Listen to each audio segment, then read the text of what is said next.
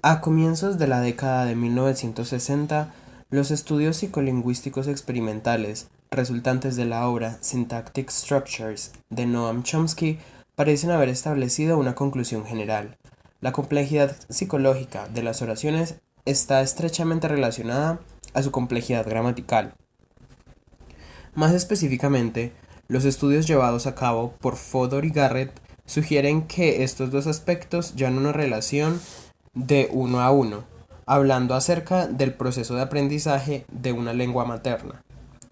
Pero ciertos aspectos de estos estudios inclinan la balanza a desfavor de ellos, y ya veremos por qué. Para esto, diremos que un aspecto de la complejidad derivacional de una oración es de tipo cumulativo. Por ejemplo, si y tiene las mismas reglas aplicadas de derivación que x más al menos una, entonces diremos que y tiene una complejidad cumulativa mayor que x. De esta manera, la oración simple, activa, afirmativa y declarativa I see it tiene menor complejidad derivativa que la oración negativa I don't see it, ya que esta última se le agrega la partícula don't. De aquí sale la suposición que la complejidad psicológica de una oración incrementa de manera constante relativa a su complejidad derivativa, y sería razonable admitir que el conocimiento del niño acerca de la estructura de su lengua crece de aquello que es gramaticalmente de menor complejidad a aquello percibido como de mayor complejidad. Sin embargo, existe razón para creer que el niño adquiere esta complejidad gramatical como estrategias para hablar y comprender, y esto se puede notar desde la ejecución de estas estructuras.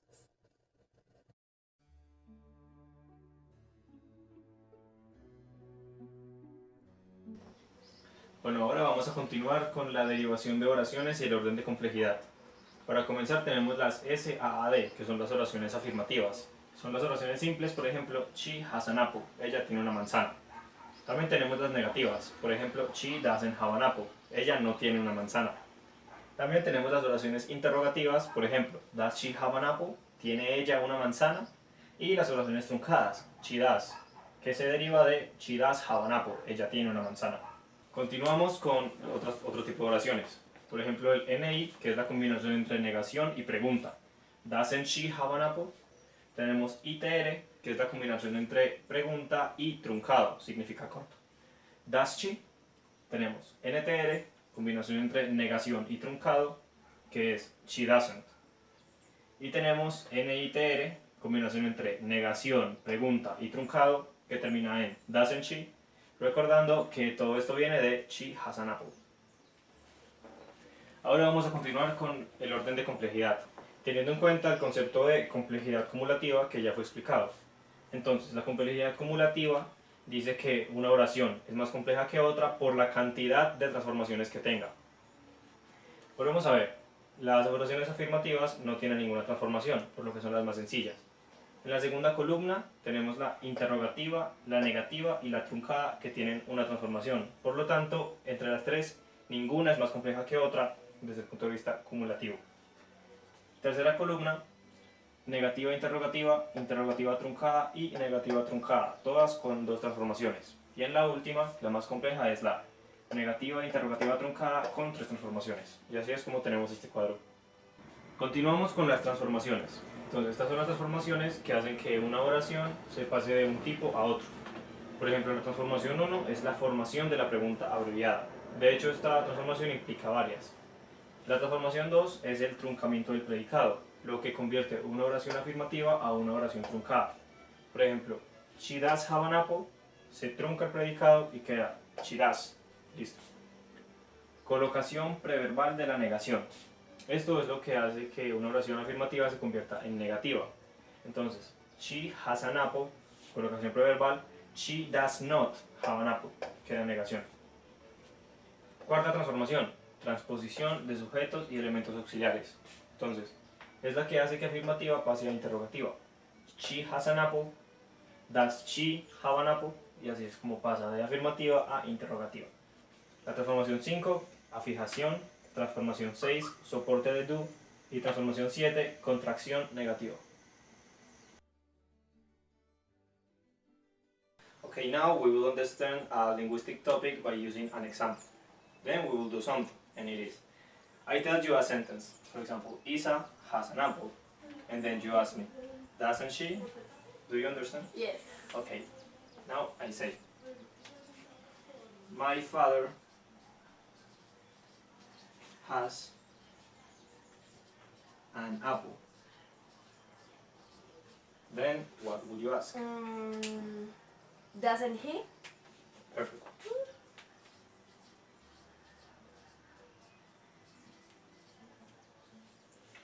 Thank you very much.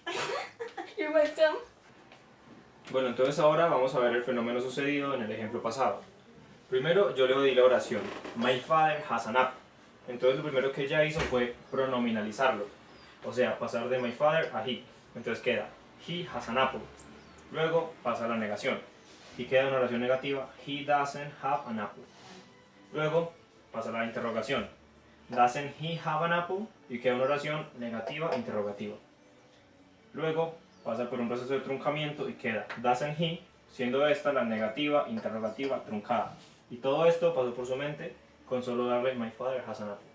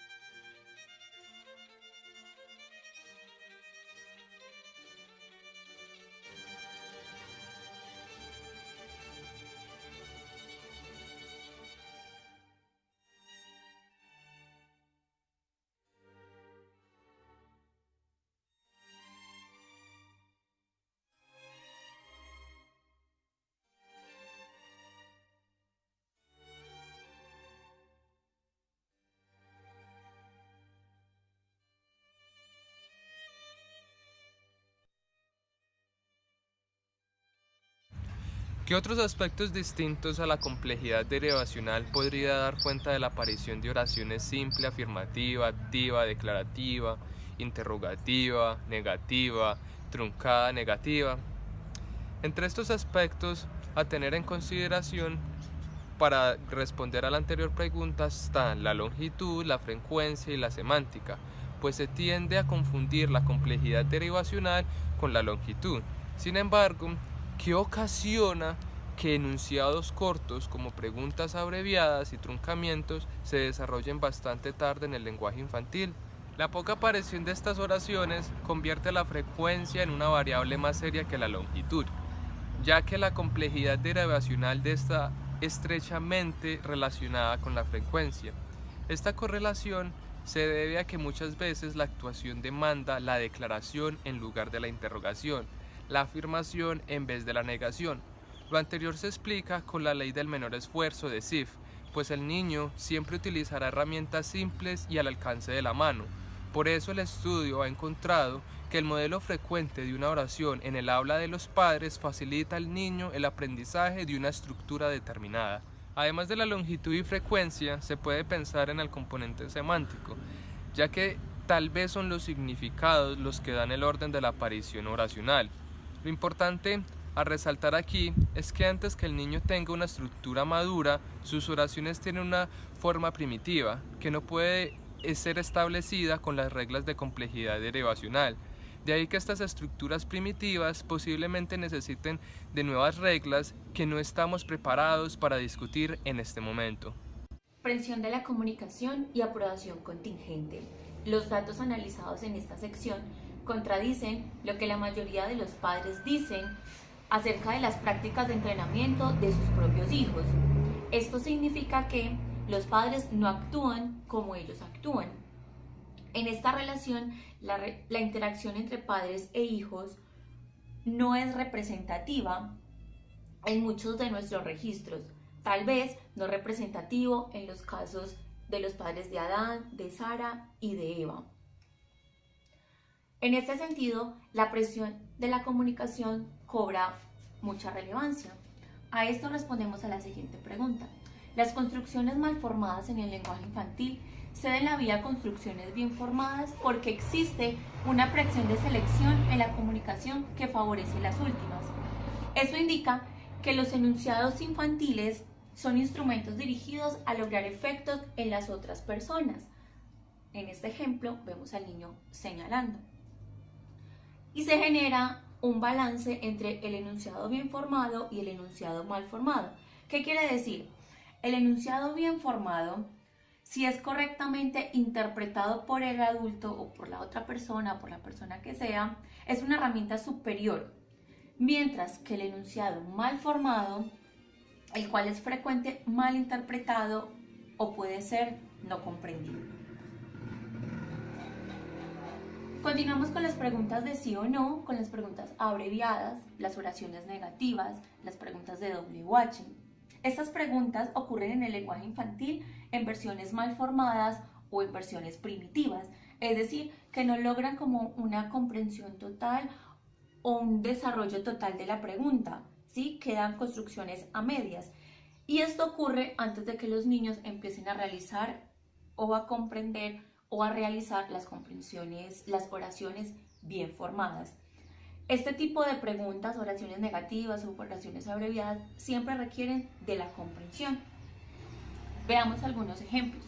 Una respuesta no responde a una pregunta directamente, pero muestra una clara comprensión y representa una clase de comunicación razonable. En este caso vemos el ejemplo, ¿dónde están las galletas de Navidad? No las comimos. En el otro ejemplo, el interlocutor pregunta toda o una parte de la pregunta del niño. Ejemplo, ¿dónde está mi cuchara? ¿Tu cuchara? Se está respondiendo con otra pregunta. Y en el tercer ejemplo, algunas veces el interlocutor responde con un tópico nuevo o un tema o una impertinencia. ¿Dónde está el helado? Y la respuesta que tenemos es las papas. A esto le llamamos reacciones, ¿sí? Comprensibles, o hay un parentesco entre las preguntas. Estos tipos de reacciones algunas veces responden con un tópico nuevo, como lo podemos ver en este caso. Algunas veces revela una mala interpretación o en muchos de los casos no hay una respuesta, ¿sí? Se queda ahí como un poco estancado. En la aprobación contingente lo que tenemos es algo muy relacionado con el conductismo que habíamos visto con Skinner. La aprensión de la comunicación juega un papel importante en el progreso del lenguaje infantil, ¿sí? Aquí se realiza un refuerzo positivo y un refuerzo negativo. Y vemos unos signos de aprobación y desaprobación. En estos dos casos se hizo el ensayo con unos padres, ¿vale? Donde ellos establecieron unos signos de aprobación como es correcto, correcto, muy bien y sí. Y signos de desaprobación como eso no es correcto o no. Estos enunciados de los niños están construyendo su lenguaje correcto, ¿vale? Y en esta medida se imponen sobre los lenguajes incorrectos. Por ejemplo, cuando se emitió en algún marcador gramatical que era obligatorio en términos circundantes, se contabilizó como error. Ejemplo, el no caminando. En esto hay un error, ¿vale? Porque falta esta, ¿vale? Entonces se está considerando como error. La forma del morfema requerido por el contexto es errónea. A ella, riza mi cabello, yo lanzado esto. Entonces se ven los errores gramaticales que hay ahí de manera incorrecta. En este ejemplo, sobre enunciados aprobados y desaprobados, vemos que los enunciados infantiles, como de los adultos, pueden estar bien formados, aunque no sean oraciones completas de sujeto y predicado. Se miden con el concepto de origen gramatical completa. En este caso, vemos el caso de Eva, que aunque cometa un error gramatical, la expresión es válida. Es verdadera, dado que la proposición, más bien que la gramática, la que gobierna la respuesta en esta aprobación. Esto indica que la aprobación y desaprobación no se encuentra ligada a la forma gramatical del enunciado. Como en este caso, el hecho de que algunas construcciones aparezcan antigramaticales antes de que aparezca la forma adulta, se muestra que los niños están aprendiendo las reglas y no simplemente enunciados. Como en este caso, veo humo, está nevando, no veo humo, nevó, veo algo, estoy yendo. Esto indica que las formas antigramaticales o inmaduras utilizadas por los niños indica que son semejantes en cuanto al conocimiento innato. Muchas gracias.